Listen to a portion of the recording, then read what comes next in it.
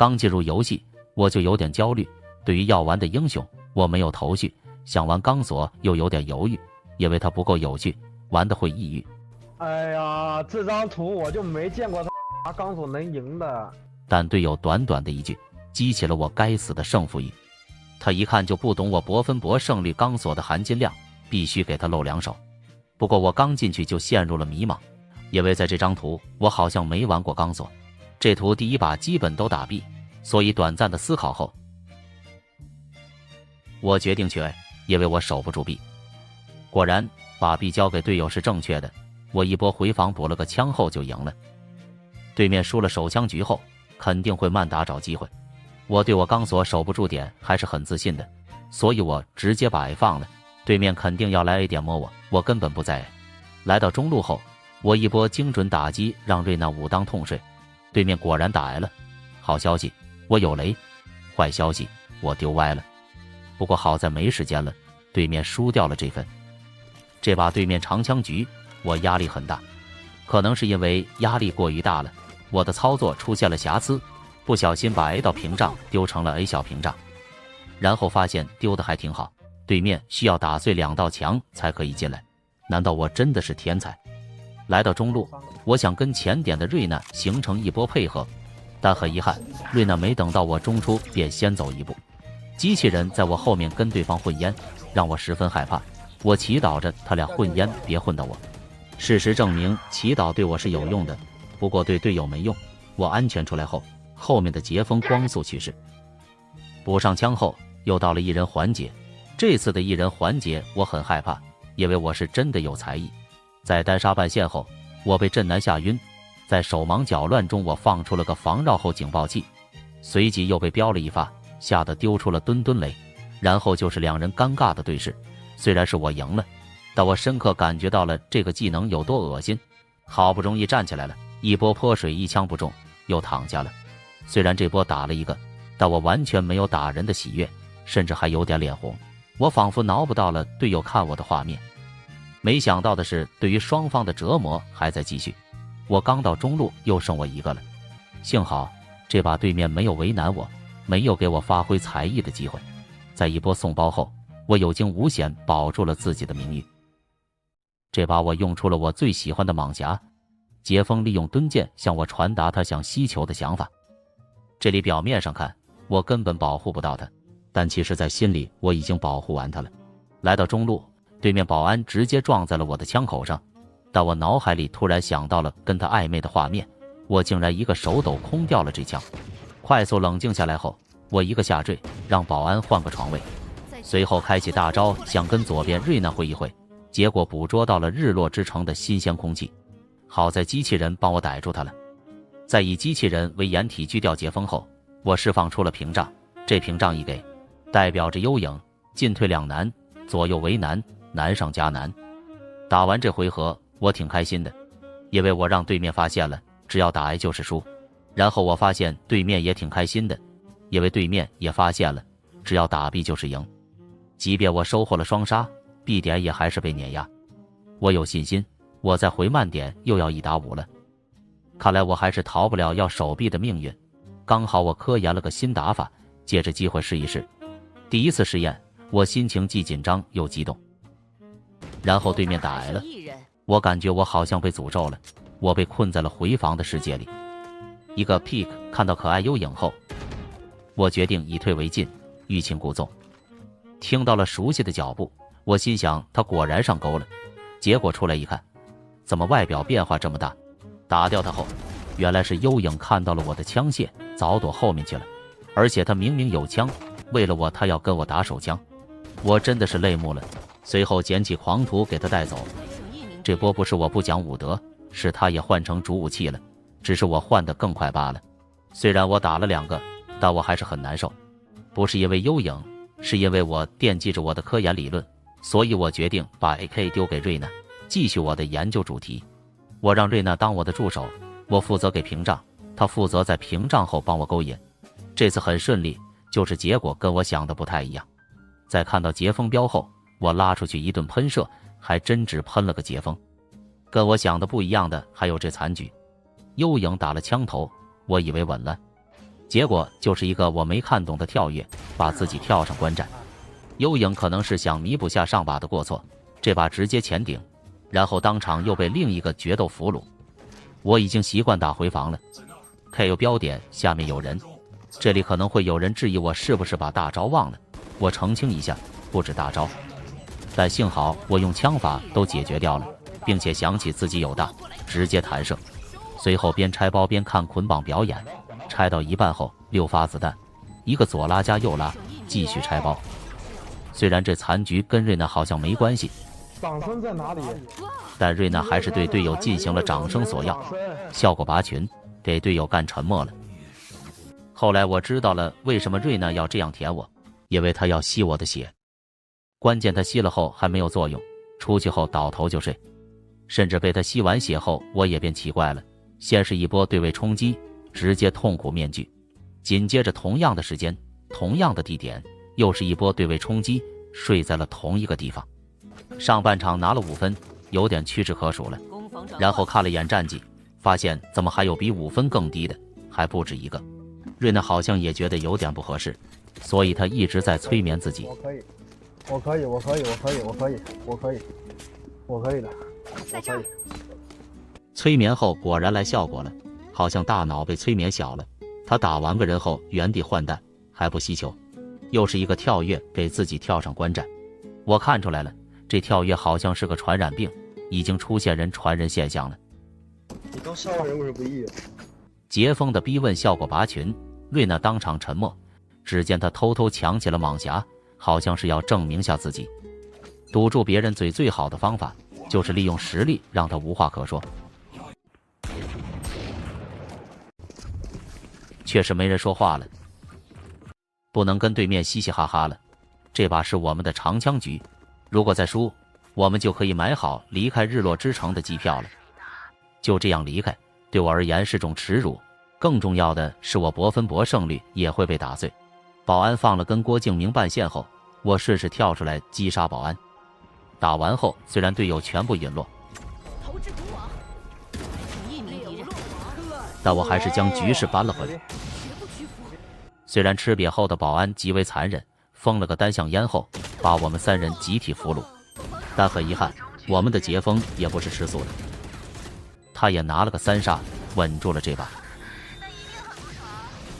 到达胜利之前的路途总是会充满意外，比如我就意外的把我自己震到了。但只要你永不言败，总是会到达终点的。游戏还在继续。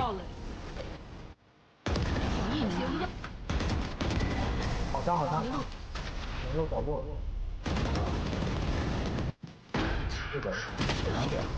你说失败。还剩1名敌人。也在这儿。nice。像做梦一般，比分竟然来到了12比11。不过这把的战术看得我有点迷糊，2个 B， 3个 A。如果是打 A， 那为什么我们要先漏？如果是打 B， 那为什么包在我这？我想问问机器人。他看着我，我看着他，我有点羞愧。他看着我，我看着他，我倒头就睡。爆能器落在 A 区。再点局，看来是时候用那一招了。我给屏障后直接来香后，瑞娜一波勾引，又是这熟悉的标。这一次没有意外。爆能器落在 B 区。剩1名敌人。终局之战打掉瑞娜后，再一个拉出打掉保安，最后开启大招，这一发你跑不掉了。收网了。nice。攻方获胜。我有个想法，对面没上位，听我说，我一个人单 A， 你们4个 C。杰峰大哥短短的几句话，我就看出来了，他是个高手。事实证明，他确实强得可怕。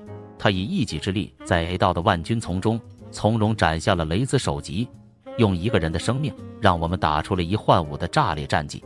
发挥完后，杰峰也是对我们进行了夸奖索要。兄弟们，我1打4杀1个，没人夸我吗？牛！我拖了1万年，没人夸我吗？真的吗？牛逼！不你们都这么冷静吗？他的逼问给我俩干的有点沉默了。喂，牛逼！啊，哥哥好帅！他被干沉默了。在短暂沉默后，他又继续嘴巴嘴教我们该给什么道具。在他哔哩吧啦了数十秒后，不得不承认，他用他灵动的嘴巴已经把我们征服了。在他的带领下，我们进 C 包像回家了一样。他跟瑞娜一换一后，我用他的死亡为掩护，一个箭步钻出烟雾，给台上雷兹送入坟墓。打完后，我一波跑打，全身而退，面对幽影直架，摇摆走位。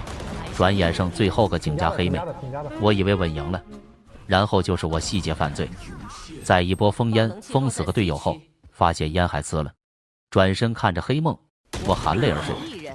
剩最后个齐乐，他甚至都没看到黑梦。3打1输了，我有点尴尬。我明白杰峰大哥这下彻底沉默了。看到昔日多言的大哥突然默不作声，我心生愧疚。为了弥补过错，我一波包点推黑，随后大胆传送，先把瑞娜俘虏，再把黑梦当场逮捕。一个人打穿 A 包后，成功将功补过，拿下这把。可能是刚刚的 A 包表演太过亮眼，对面幽影对我的操作开始了拙劣的模仿。在我们一波破墙后，他也给了个推黑，让我们陷入黑暗。不过致盲结束后，我们看着他，他蹲着看着我们，只能说他的幽影还得多练。在下一城后，大家士气如虹，而大哥也重拾自信，指挥我们下把打 C。这把的 C 点空无一人，我们成功又将包下了下来。正当我以为可以轻松拿下这分时，瑞娜顶到了家底，被幽影单杀。而我退回 C 场，看着破门的雷兹，在短暂的思考中也停止了思考。剩个齐乐，打掉一个后，他细节切枪，原地被蝰蛇变成了棵树。看着蝰蛇蹦蹦跳跳的进来，幽影蹦蹦跳跳的出去，我们再次陷入了沉默。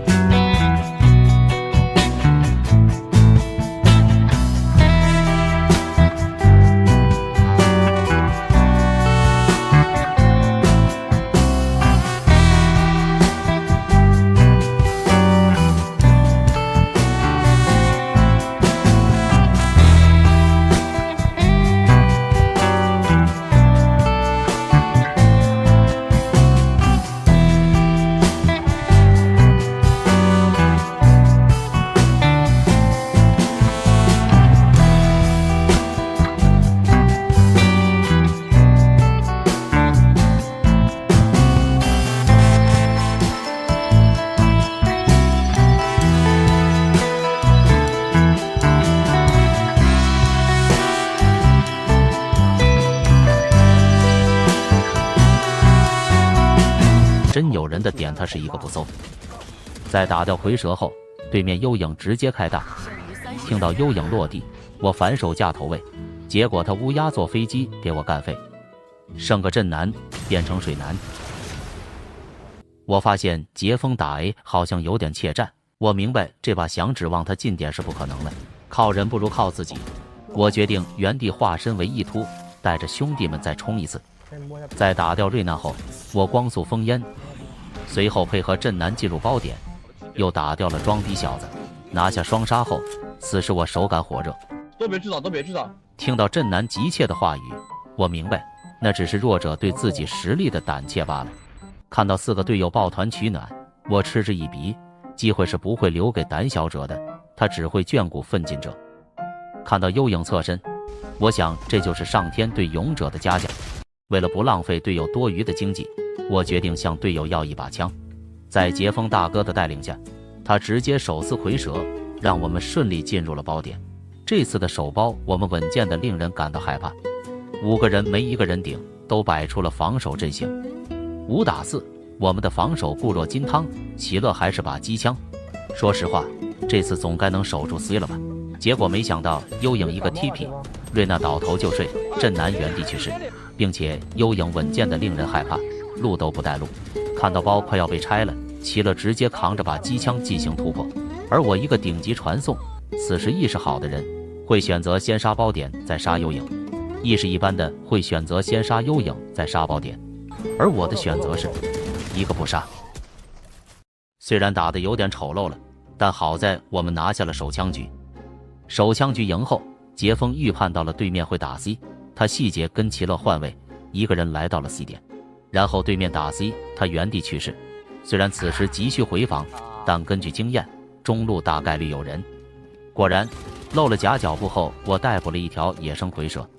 逮捕完后，对面转点极快，直接在 A 点完成了下包。在泼死瑞娜后，我被雷兹一发定死。2打2，我以为已经凶多吉少了，但没想到在手包这块，对面跟我们不相上下。他们在下了个包点里的包后，把包留在了点里，全员退到了点外，很难分辨他们到底是人在保护包，还是包在保护人。不过上把虽然赢了，但我们的经济不太乐观。作为队内击杀最高，能力越大责任越大，所以我凑出了一把幻象，开局想帮队友寻找机会。结果开局我就送了波大的，丢掉了这分。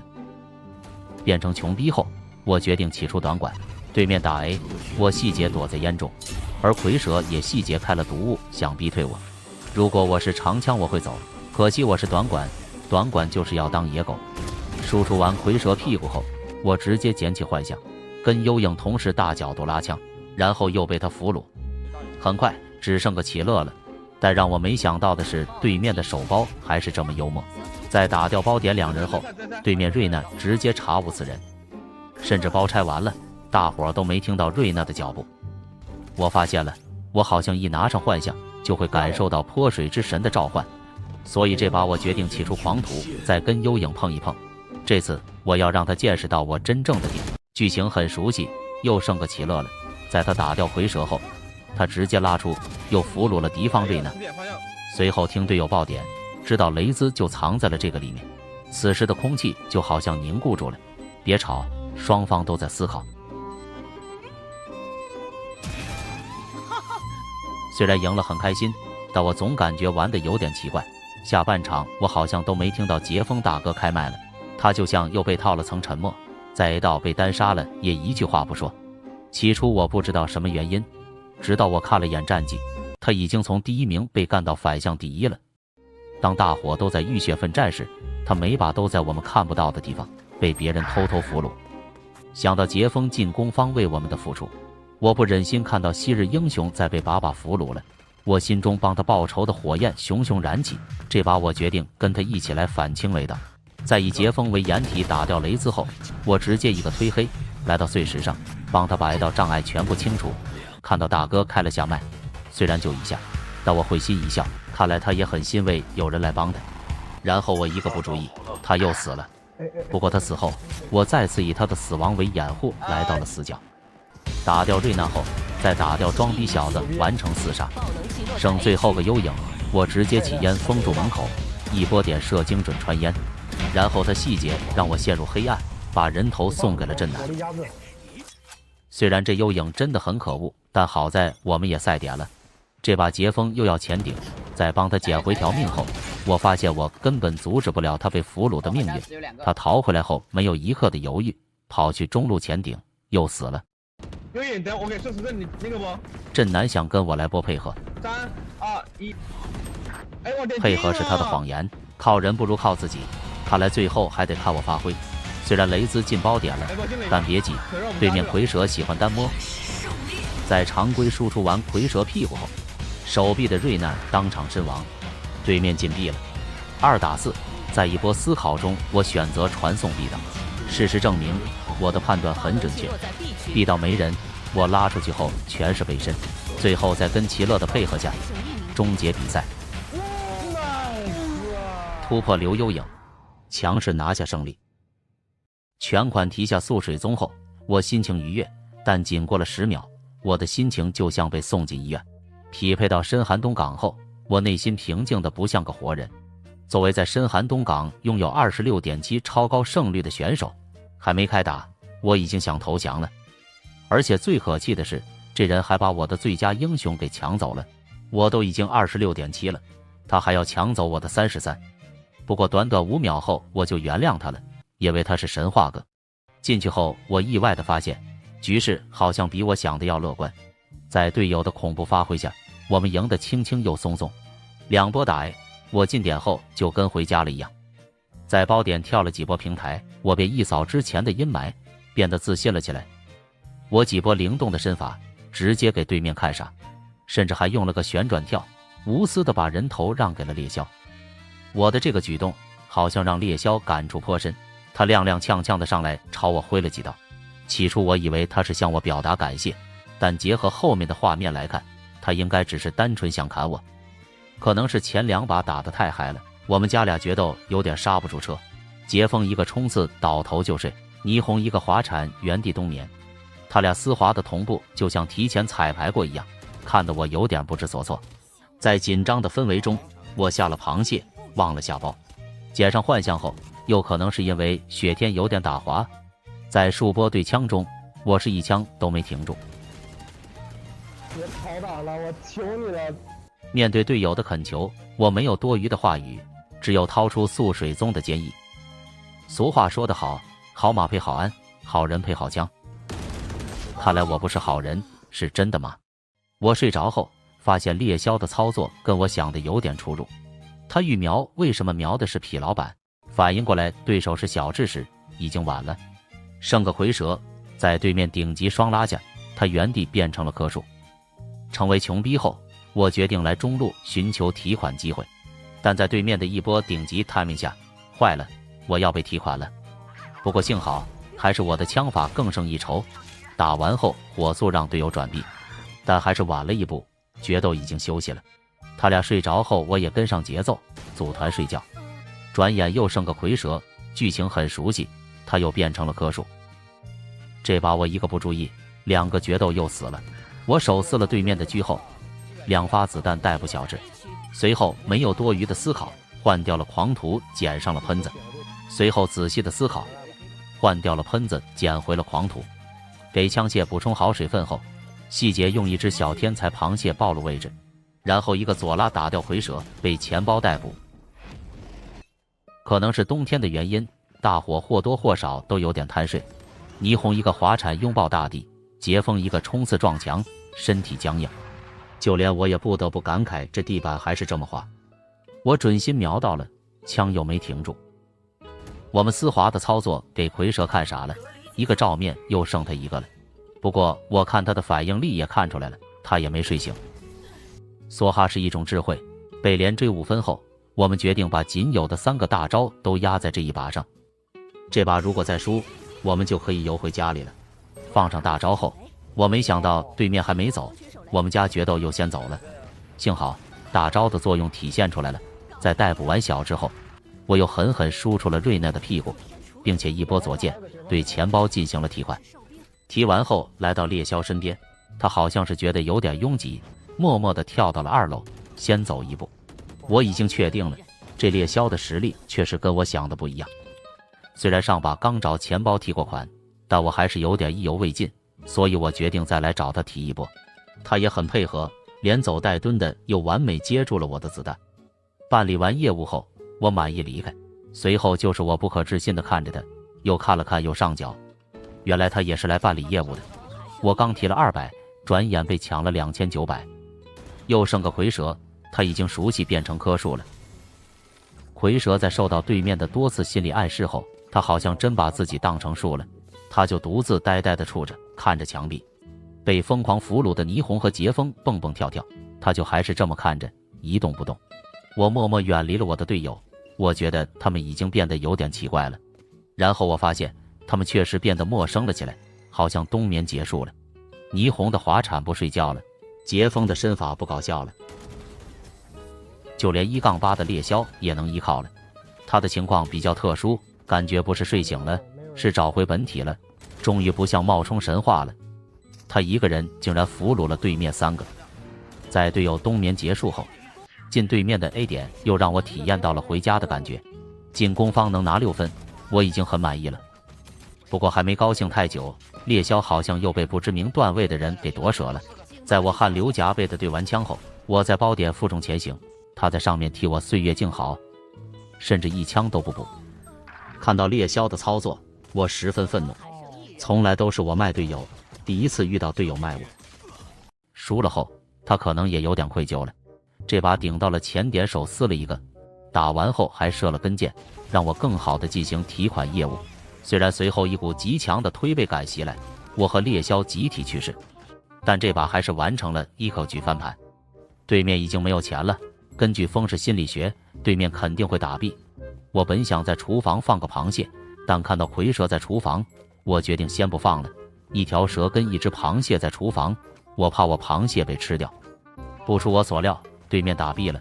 但当我来到厨房，看到这熟悉的身影时，我明白我2900又没了。杰峰已经给我整得有点心理创伤了，而看到猎枭的残局，我就感觉我的伤口被盐巴治愈了。没想到上次他瞄完痞老板后，这次瞄起了谢老板。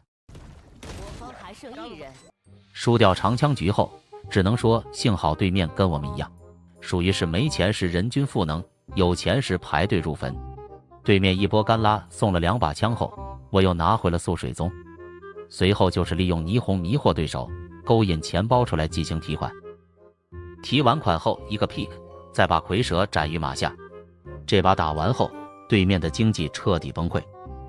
在一波小连胜下，比分来到了11比8。这把我模仿猎枭来到了绿连后面，抓了个 timing， 直接俘虏杰峰。随后开启大招，对对面进行集体俘虏。常规的办理完业务后，剩最后个蝰蛇，我用我屁股想都知道他肯定要转点，直接马不停蹄对他进行围堵，可惜枪没挺住。来到 B 点后，没想到他又给了我个 timing， 而没想到我还是没停住，这地板真的很滑，不知不觉就来到了赛点。这把蝰蛇有大，他放完大后 B 点将无懈可击，而我们师徒3人也会对 A 点进行恐怖反清。不出意外的话，本期视频就要到这了。上把出了点意外，问题不大，手握3个赛点，完全不虚。看着霓虹可爱的脸，这把继续前顶。来到一半后，没想到对面盖克开始喷水了，而且他一看就是有备而来，他本来就绿，起了个绿烟更绿了。我就在隐隐约约中看到了个绿色头颅，随后眼前一黑。好在霓虹一波发挥，给对面打出了黑色舍利子，3打3，队友瞬间双杀，结束了。我方还剩1人，完了，